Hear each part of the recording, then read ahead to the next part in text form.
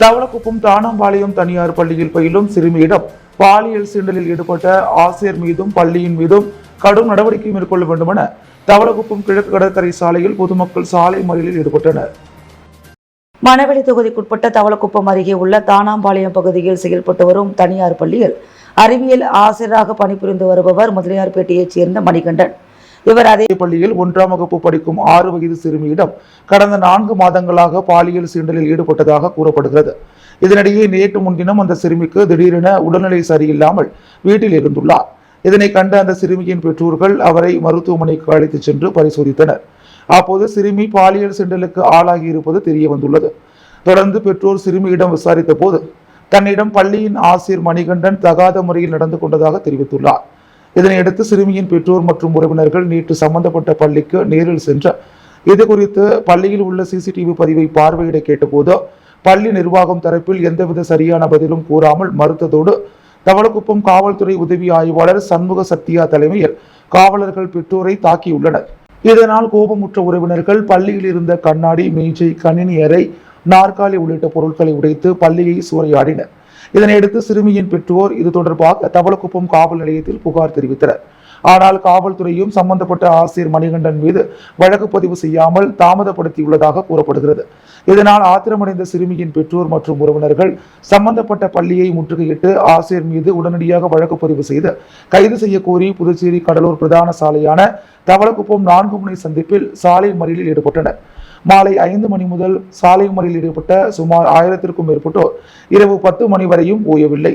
தகவல் அறிந்து வந்த எஸ்பி பக்தவச்சலம் தலைமையில் ஆய்வாளர்கள் கலைச்செல்வன், கண்ணன், சஜித் மற்றும் சப் இன்ஸ்பெக்டர்கள் அனைவரும் பேச்சுவார்த்தை நடத்தினர். ஆனால் சாலை மறியல் போராட்டத்தில் ஈடுபட்டவர்கள் முதலமைச்சர், கல்வி அமைச்சர், மாவட்ட ஆட்சியர் மற்றும் சபாநாயகர் ஆகியோர் சம்பவ இடத்திற்கு வர வேண்டும் என கோரிக்கை வைத்தனர். அதனையடுத்து நீண்ட நேரத்திற்கு பிறகு சபாநாயகர் வந்து பேச்சுவார்த்தை நடத்தினார். ஆனால் போராட்டக்காரர்கள் சபாநாயகருக்கு கடும் எதிர்ப்பு தெரிவித்தனர். பிறகு மாவட்ட ஆட்சியர் குலோத்துங்கன் நேரில் சென்று பேச்சுவார்த்தை நடத்தினார். அதில் நீதிபதி தலைமையில் விசாரணை கமிஷன் அமைக்க வேண்டும், பள்ளியை நிரந்தரமாக மூட வேண்டும், குற்றவாளி மணிகண்டனுக்கு அதிகபட்ச கடுங்காவல் தண்டனை விதிக்க வேண்டும் உள்ளிட்ட கோரிக்கைகளை முன்வைத்தனர். அதற்கு மாவட்ட ஆட்சியர் கலந்து பேசி முடிவெடுப்பதாக கூறினார். இதில் உடன்பாடு ஏற்படாத உறவினர்கள் தொடர்ந்து சாலை மறியல் போராட்டத்தில் ஈடுபட்டு வந்தனர். விழுப்புரம் கண்டமங்கலத்தில் ஆண்களிடம் தகாத உறவை கைவிடாத மனைவியை தூங்கும் போது அம்மிக்கல்லை தலையில் போட்டு கொலை செய்த செங்கல் சூளை தொழிலாளியை போலீசார் கைது செய்துள்ளனர். விழுப்புரம் மாவட்டம் கண்டமங்கலம் வாய்க்கால்மேட்டு தெருவை சேர்ந்தவர் மணிகண்டன், வயது 45. இவரது மனைவி உமா, வயது 42. இவர்களுக்கு 23 வயதாகும் மகன் மனோ கல்லூரியில் படித்து வருகிறார். 21 வயதில் வினோதினி என்ற மகளும் உள்ளார். கணவன் மனைவி இருவரும் கடந்த 20 ஆண்டுகளுக்கு மேலாக பல்வேறு இடங்களில் செங்கல் சூளைகளில் கல்லறுக்கும் தொழில் செய்து வந்துள்ளனர். இந்நிலையில் உமா சூளையில் வேலை செய்யும் இடங்களில் ஆண்களிடம் சகஜமாக நெருங்கி பழகி வந்துள்ளார். மனைவியின் நடத்தையில் சந்தேகமடைந்த மணிகண்டன் தகாத உறவை கைவிடுமாறு கண்டித்துள்ளார். இதனால் கணவன் மனைவிக்கு இடையே அடிக்கடி தகராறு நடந்து வந்துள்ளது. சமீப காலமாக கணவன் மனைவி இருவரும் விக்கிரவாண்டி அருகே உள்ள துறவி கிராமத்தில் சூளையில் வேலை செய்து வந்துள்ளனர். நேற்று முன்தினம் 14ஆம் தேதி காலை வழக்கம் போல் இருவரும் துறவிக்கு வேலைக்கு சென்று மாலை வீடு திரும்பியுள்ளனர். இரவு 8:30 மணிக்கு கணவன் மனைவிக்கு இடையே மீண்டும் தகராறு ஏற்பட்டுள்ளது. அப்போது மணிகண்டன் மனைவி உமா ஆண்களிடம் வைத்துள்ள தகாத உறவு குறித்து தரக்குறைவாக பேசி மனைவியை அடித்து உதைத்து கொலை மிரட்டல் விடுத்துள்ளார். அக்கம் பக்கத்தில் உள்ளவர்கள் கணவன் மனைவி இருவரையும் சமாதானம் செய்துள்ளனர். இந்த நிலையில் இரவு 10 மணிக்கு உமா மற்றும் மகன், மகள் ஆகிய மூவரும் சாப்பிட்டு தூங்கியுள்ளனர். மனைவியின் நடத்தையால் ஏற்பட்ட மன உளைச்சலால் தூங்காமல் கண் விழித்திருந்த மணிகண்டன் இரவு 11 மணிக்கு வீட்டில் தூங்கிக் கொண்டிருந்த மனைவியின் தலையில் அம்மி கல்லால் தாக்கியுள்ளார். இதில் மண்டை உடைந்த உமா படுக்கையிலேயே இரத்த வெள்ளத்தில் பரிதாபமாக உயிரிழந்தார். இந்த நிலையில் இரவு 11:30 மணிக்கு மணிகண்டன் கண்டமங்கலம் காவல் நிலையத்தில் சரணடைந்து மனைவியை அம்மிக்கல்லை போட்டு கொலை செய்துவிட்டேன் என தெரிவித்துள்ளார். உடன் inspector Suresh Babu, sub inspector Vijayakumar மற்றும் போலீசார் சம்பவ இடத்திற்கு நேரில் சென்று உமாவின் உடலை மீட்டு முண்டியம்பாக்கம் அரசு மருத்துவக் கல்லூரி மருத்துவமனைக்கு அனுப்பி வைத்து வழக்கு பதிவு செய்து விசாரணை மேற்கொண்டு வருகின்றனர். விக்கிரவாண்டி டிஎஸ்பி நந்தகுமார் சம்பவ இடத்திற்கு நேரில் சென்று விசாரணை நடத்தினார். நடத்தையில் ஏற்பட்ட சந்தேகத்தால் மனைவியின் தலையில் அம்மிக்கல்லை போட்டு கொலை செய்த சம்பவம் கண்டமங்கலம் பகுதியில் பரபரப்பை ஏற்படுத்தியுள்ளது. புதுச்சேரி சுற்றுலாத்துறை சார்பில் கடற்கரை சாலை காந்தி திடலில் நடைபெற்ற இந்து பிரெஞ்சு விழாவை துணைநிலை ஆளுநர் கைலாஷ்நாதன் துவக்கி வைத்தார். புதுச்சேரி அரசு சுற்றுலாத்துறை சார்பில் இந்தியா பிரெஞ்சு திருவிழா துவக்க விழா கடற்கரை காந்தி திடலில் நேற்று நடைபெற்றது. முதலமைச்சர் ரங்கசாமி தலைமை தாங்கினார். சுற்றுலாத்துறை செயலாளர் மணிகண்டன் வரவேற்றார். கவர்னர் கைலாஸ்நாதன் குத்துவிளக்கேற்றி விழாவை துவக்கி வைத்தார். விழாவில் சபாநாயகர் செல்வம், அமைச்சர் லட்சுமி நாராயணன், சட்டமன்ற உறுப்பினர் அனிபால் கென்னடி, புதுச்சேரி அரசு தலைமைச் செயலாளர் சரத் சௌகான், புதுச்சேரியின் பிரெஞ்சு தூதரக ஜெனரல் ஏந்தியன் ரோனல்ட் பிகு, சுற்றுலாத்துறை இயக்குநர் முரளிதரன் மற்றும் அதிகாரிகள் பலர் கலந்து கொண்டனர். விழாவையொட்டி பரதநாட்டியம் மற்றும் பிரெஞ்சு நாட்டு கலை நிகழ்ச்சிகள் நடைபெற்றன. இதனை பொதுமக்கள் கண்டுகளித்தனர். இந்திய பிரெஞ்சு திருவிழா நாளை 16ஆம் தேதி வரை நடைபெறுகிறது. இதுகுறித்து கவர்னர் கைலாஸ்நாதன் கூறுகையில், இந்திய பிரெஞ்சு திருவிழா இரு நாடுகளையும் ஒன்றிணைத்து பகிரப்பட்ட வரலாறு உள்ளிட்டவற்றை நினைவூட்டுகிறது. கலாச்சாரம், கல்வி, வர்த்தகம் போன்றவற்றுக்கு இது ஒரு சான்றாகும். புதுச்சேரியில் உள்ள பகுதிகள் தற்போதும் பிரான்ஸ் பாரம்பரிய கட்டிடங்கள் உள்ளடக்கியதாக இருப்பது சுற்றுலா பயணிகளை பெரிதும் கவர்வதாக உள்ளது. புதுச்சேரி பிரெஞ்சு காலனியாக இருந்தது. இங்கு இன்றும் பிரெஞ்சு நாட்டை சேர்ந்தவர்கள் வசித்து வருகின்றனர். பிரெஞ்சு மொழியும் பிறப்பிக்கப்பட்டு வருகிறது. தென்னிந்தியாவில் வசிக்கும் 6500 பிரெஞ்சு குடியுரிமை பெற்ற மக்களில் 5000 பேர் புதுச்சேரியில் வசிக்கின்றனர். புதுச்சேரியில் பிரெஞ்சு கலாச்சாரம் பின்னி பிணைந்துள்ளது. இரு நாடுகளுக்கு இடையேயான உறவை வளர்ப்பது நமது பொறுப்பு. இளைய தலைமுறையினரும் தங்களின் பங்களிப்பை அளிக்க வேண்டும் என்று பேசினார். அதன் பிறகு பேசிய முதலமைச்சர் ரங்கசாமி, புதுச்சேரி அரசு சுற்றுலாத்துறையானது சுற்றுலா வளர்ச்சியை மேம்படுத்த பல்வேறு நடவடிக்கை மேற்கொண்டு வருவது பாராட்டிற்குரியது. புதுச்சேரி மாநிலம் சுற்றுலாவில் உலக அளவில் 2ஆம் இடத்தை பிடித்துள்ளது. புதுச்சேரியின் அழகை ரசிக்க வார இறுதி நாட்களில் வெளி மாநிலங்களில் இருந்து ஏராளமான சுற்றுலா பயணிகள் வருகை தருகின்றனர். சுற்றுலா பயணிகள் வருகை காரணமாக அரசுக்கு அதிக வருவாய் கிடைக்கிறது. புதுச்சேரிக்கும் பிரான்ஸ் நாட்டிற்கும் பழமையான தொடர்பு உள்ளது. புதுச்சேரியில் பிரெஞ்சு குடியுரிமை பெற்றவர்கள் அதிகமாக வசிக்கின்றனர். இந்த தொடர்பை மேம்படுத்த வேண்டும். இரு நாட்டிற்கும் இடையே உள்ள கலை கலாச்சார பரிமாற்றம் மிகவும் அவசியம். புதுச்சேரியில் பிரெஞ்சு கலை கலாச்சாரம் பின்பற்றுவது போல் பிரான்ஸ் நாட்டிலும் இந்திய கலாச்சாரம் பின்பற்றப்பட்டு வருகிறது. சுற்றுலாவை மேம்படுத்தும் வகையில் இந்திய பிரெஞ்சு திருவிழா நல்ல வழிகாட்டியாக அமையும் என்று அவர் பேசினார்.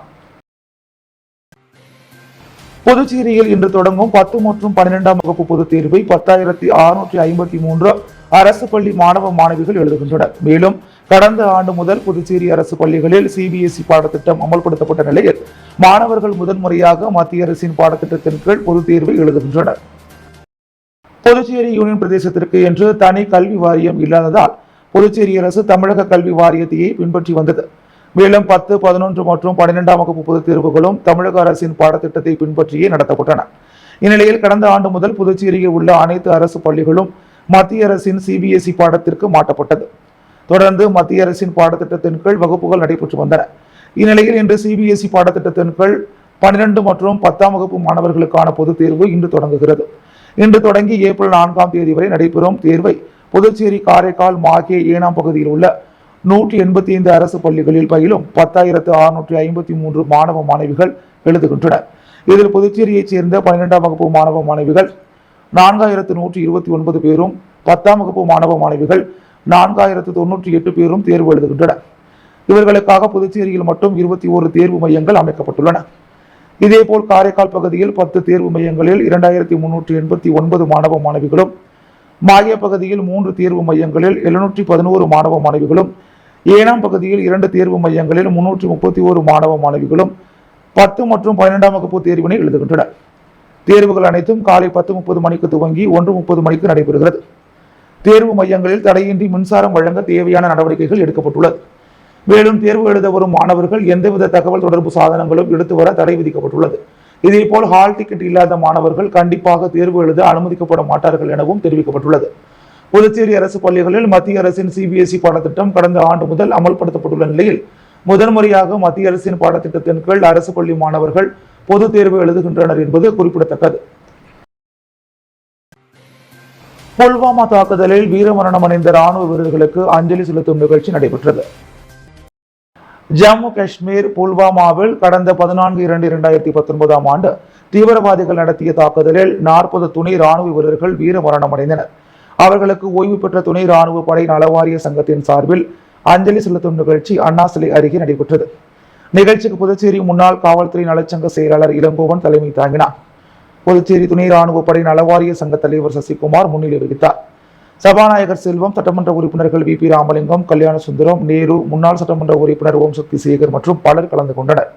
ஓய்வு பெற்ற துணை ராணுவ படை நலவாரிய சங்க நிர்வாகிகள் மற்றும் பொதுமக்கள் பலர் கலந்து கொண்டு மெழுகுவர்த்தி ஏந்தி மலர் தூவி அஞ்சலி செலுத்தினர். ஒருங்கிணைப்பாளர் அசோக்குமார் நன்றி கூறினார். புதுச்சேரியில் அரசு பள்ளி கல்லூரிகளின் கட்டிடத்தன்மையை உடனடியாக ஆய்வு செய்ய வேண்டும், குழந்தைகள் மற்றும் மாணவிகளுக்கு பாதுகாப்பு ஏற்படுத்த வேண்டும் போன்ற கோரிக்கைகளை முன்வைத்து இந்திய மாணவர் சங்கம் சார்பில் கல்வித்துறை அலுவலகத்தை முற்றுகையிடும் போராட்டம் நடைபெற்றது. புதுச்சேரியில் கடந்த 2 தினங்களுக்கு முன்பு பூரணாங்குப்பம் புதுக்குப்பம் அரசு பள்ளி கட்டிடம் இடிந்து விழுந்து 3 மாணவர்கள் படுகாயமடைந்தனர். மேலும் 3 மாதத்திற்கு முன்பாக இந்திரா காந்தி அரசு கலைக் கல்லூரியில் கழிப்பறை சுவர் விழுந்து மாணவி ஒருவரும் படுகாயமடைந்தார். இப்படி தொடர்ச்சியாக புதுச்சேரியில் பள்ளி மற்றும் கல்லூரிகளில் கட்டிடத்தின் தரம் என்பது கேள்விக்குள்ளாகி மாணவர்கள் பாதுகாப்பற்ற நிலையில் அச்சத்துடன் தினந்தோறும் கல்வி பயில வேண்டிய சூழ்நிலை என்பது ஏற்பட்டுள்ளது. இதை பற்றி எல்லாம் புதுச்சேரி அரசாங்கமும் கல்வித்துறை அமைச்சரும் மற்றும் கல்வித்துறை இயக்குநரும் கவலை கொள்ளாமல் அலட்சியமற்ற தன்மையுடன் செயல்பட்டு வருவது மிகவும் கண்டனத்திற்குரியது. மேலும் புதுச்சேரியில் தொடர்ந்து குழந்தைகளுக்கும் மாணவிகளுக்கும் பாதுகாப்பற்ற தன்மை நீடித்து வருகிறது. முத்தியால்பேட்டை சிறுமியின் சம்பவம் நடந்து 1 வருடத்திற்குள் மீண்டும் தனியார் பள்ளி ஒன்றில் 1ஆம் வகுப்பு மாணவிக்கு பாலியல் வன்கொடுமை என்பது ஏற்புடையதல்ல. இவை அனைத்தும் ஒட்டுமொத்தமாக ஆளக்கூடிய அரசாங்கத்தின் தோல்வியையே சுட்டிக்காட்டுகிறது என சுட்டிக்காட்டி இந்திய மாணவர் சங்கம் சார்பில் கல்வித்துறையை முற்றுகையிட்டு மாணவர்கள் போராட்டத்தில் ஈடுபட்டனர். போராட்டத்திற்கு மாநில தலைவர் ஜெயபிரகாஷ் தலைமை தாங்கினார். நிர்வாகிகள் வந்தனா, ஸ்டீபன் ராஜ், அபிஜித் ஆகியோர் முன்னிலை வகித்தனர். மாநில செயலாளர் பிரவீன் குமார் கண்டன உரையாற்றினார். போராட்டத்தில் யுவராஜ் வர்மா, சுகபானன், அரசன், பரிதா, ஹேமலதா ஆகியோர் கலந்து கொண்டனர். கலைமாமணி ஓவியர் முனுசாமியின் தனிநபர் ஓவிய கண்காட்சி முகாமை துணை சபாநாயகர் ராஜவேலு தொடங்கி வைத்தார்.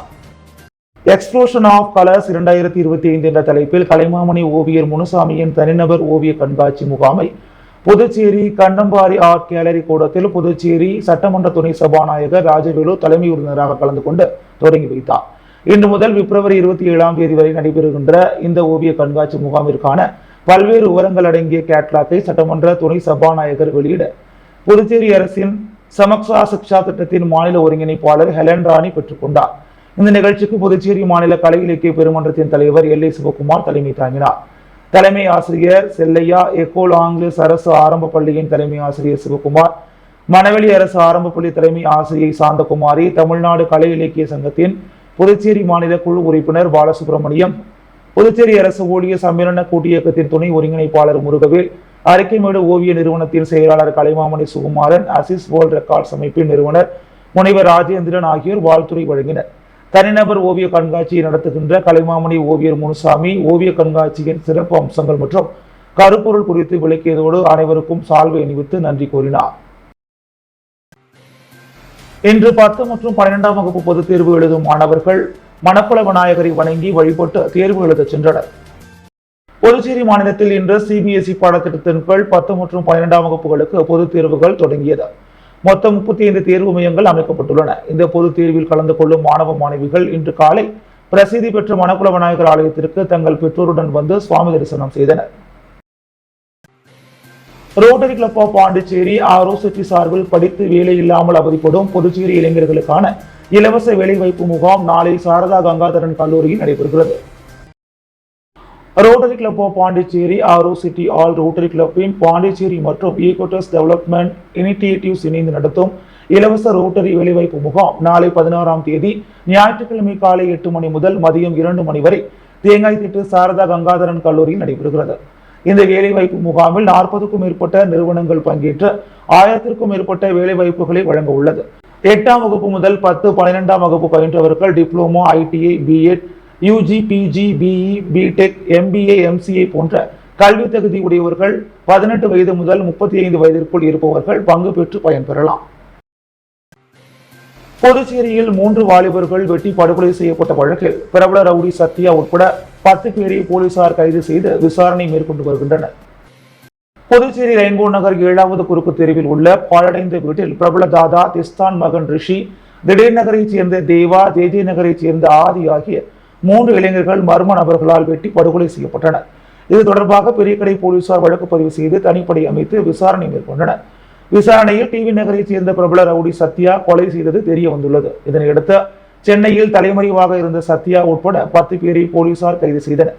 விசாரணையில் முன்பகை காரணமாக 3 பேரையும் கடத்தி பாழடைந்த கட்டிடத்தில் அடைத்து வைத்து துன்புறுத்தி கொண்டதாக ரவுடி சத்யா அதிர்ச்சி வாக்குமூலம் அளித்துள்ளார். மேலும் இந்த வழக்கில் வேறு யாருக்கேனும் தொடர்பு உள்ளதா என போலீசார் தீவிர விசாரணை மேற்கொண்டு வருகின்றனர்.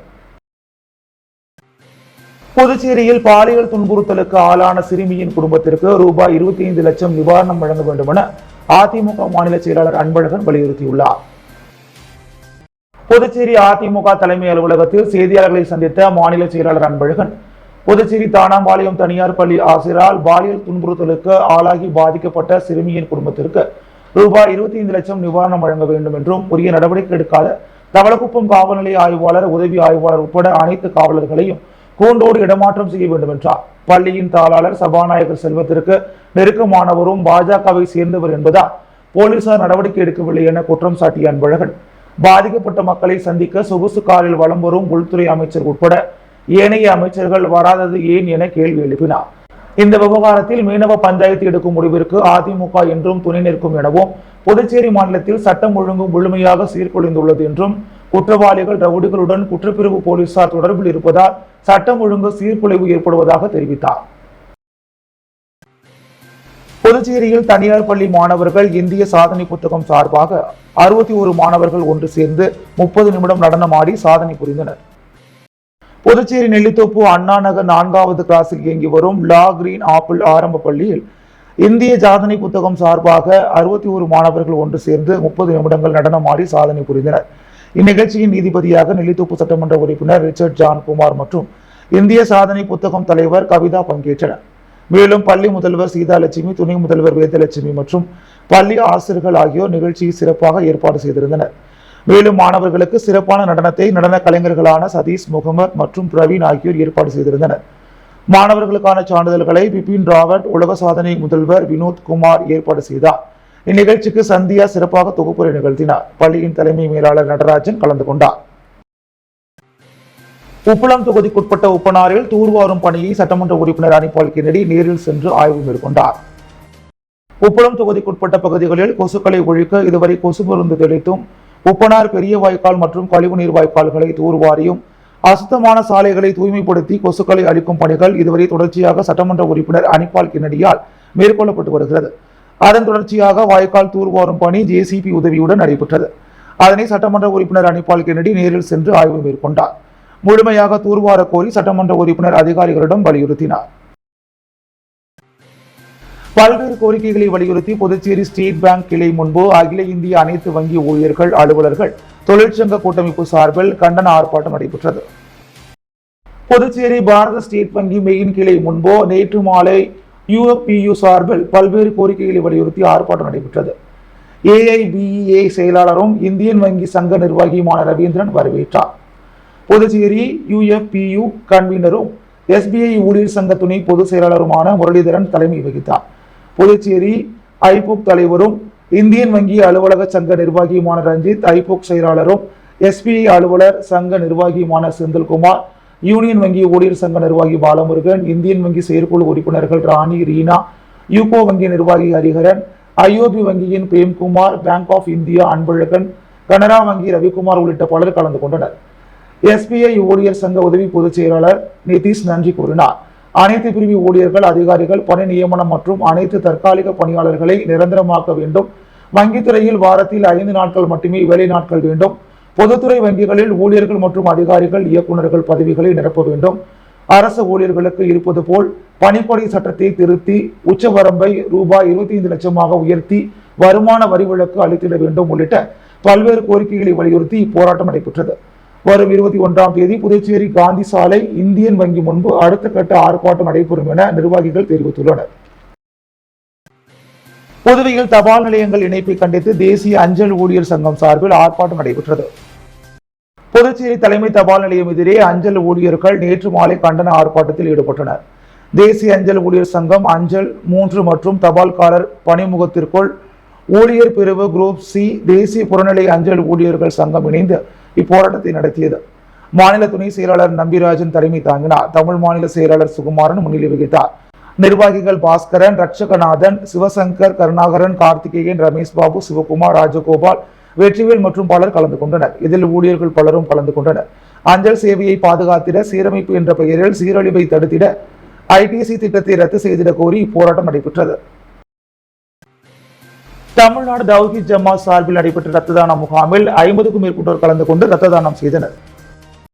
தமிழ்நாடு தௌஹீத் ஜமாத் புதுச்சேரி மாவட்டம் சுல்தான்பேட்டை ஏஆர் நகர் கிளை மற்றும் ஜிப்மர் அரசு மருத்துவமனை இணைந்து மாபெரும் இரத்த தான முகாமை வில்லியனூர் சுல்தான்பேட்டை பகுதியில் இன்று நடத்தியது. மாவட்ட மருத்துவமனை செயலாளர் அகமது ஹுசேன் கலந்து கொண்டு நிகழ்ச்சியை துவக்கி வைத்தார். மேலும் புதுச்சேரி மாவட்ட துணைத் தலைவர் ஹனீப் மற்றும் மாவட்ட செயலாளர் சாகுல் ஹமீத், கிளை தலைவர் ஃபாரூக், கிளை செயலாளர் உமர் சிராஜுதீன், கிளை பொருளாளர் தாஜுதீன், துணைத் தலைவர் நஜ்முல் ஆலம், துணை செயலாளர் பாட்ஷா, மருத்துவர் அணி செயலாளர் முகமது பாபு, மாணவர் அணி செயலாளர் பாசில், தொடரணி செயலாளர் ஜான் பாஷா, வர்த்தகர் அணி செயலாளர் அகமது அலி ஆகியோர் இரத்த தானம் குறித்த விழிப்புணர்வை மக்களுக்கு எடுத்துக் கூறினர். இதில் 50க்கும் மேற்பட்ட இரத்த கொடையாளர்கள் கலந்து கொண்டு இரத்த தானம் வழங்கினர். புதுவையின் அன்றாட நிகழ்வுகளை காண பாண்டி ஹெட்லைன்ஸ் யூடியூப் சேனலை சப்ஸ்கிரைப் பண்ணுங்க. தொடர்ந்து எங்களுடன் இணைந்திருக்க பக்கத்தில் உள்ள பெல் பட்டனை பிரஸ் பண்ணுங்க, லைக் பண்ணுங்க, ஷேர் பண்ணுங்க. என்றும் உங்களுடன் பாண்டி ஹெட்லைன்ஸ்.